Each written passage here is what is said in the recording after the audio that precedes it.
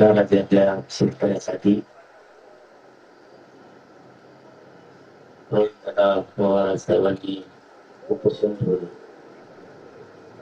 आपण सगळ्यांसोबत आहोत.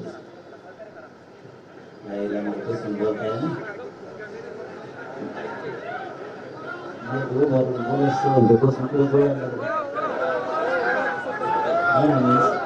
बस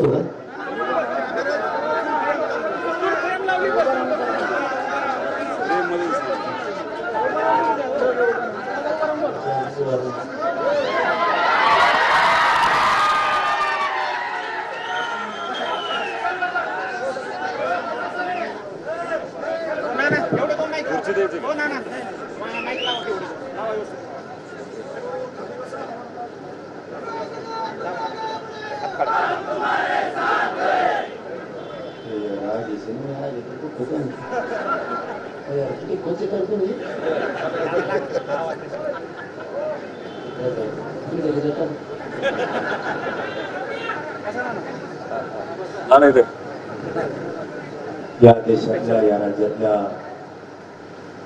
बळीराजासाठी आपल्या पांडुरंगाच्या नगरीत संघर्ष सुरू आहे. नक्की शेतकऱ्याला न्याय तर मिळालाच पाहिजे.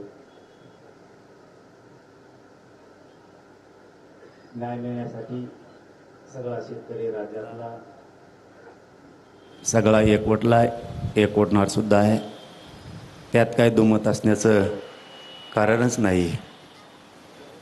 कारण शेतकरी वाचला तर आपण सगळे वाचणार आहेत. शेतकरीच वाचला नाही तर राज्य आणि देश चालवायचा कसा? चांगल्या प्रतिसाद सुद्धा चांगला आंदोलनाला प्रचंड आहे. फक्त थोडा घोळ आहे.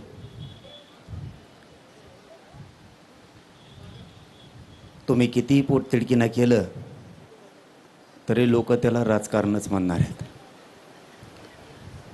तुम्ही आमच्या पार्टीत या.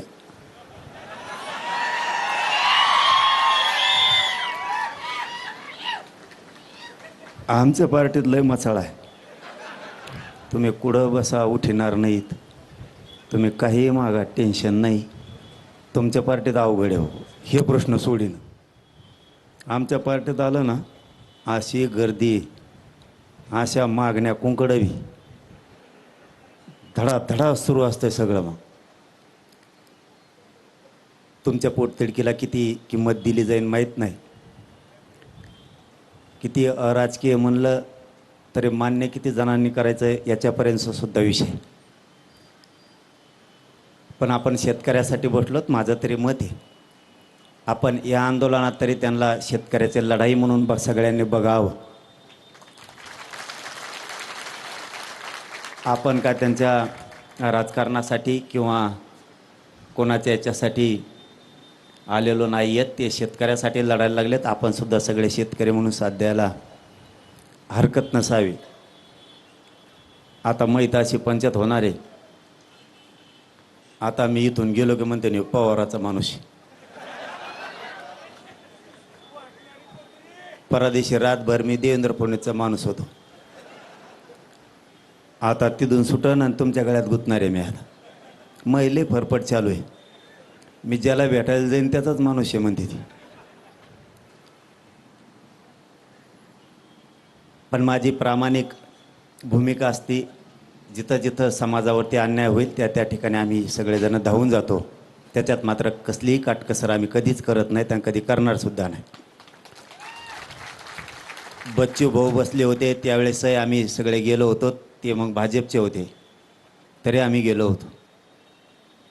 कुणी कुठल्याही पक्षाचा असो, शेतकऱ्यांच्यासाठी कोणी मैदानात असेल तर आम्ही सगळेजण कायम सोबतीला आहेत. उद्या जर वाटत असलं कोणाला की मी यांच्याकडे भेटीला आलो आहे म्हणजे यांचा माणूस, उद्या भाजपचे सुद्धा लोक बसावं उपोषणला, बघा मी येतो की नाही सगळ्यात आधी. फक्त ते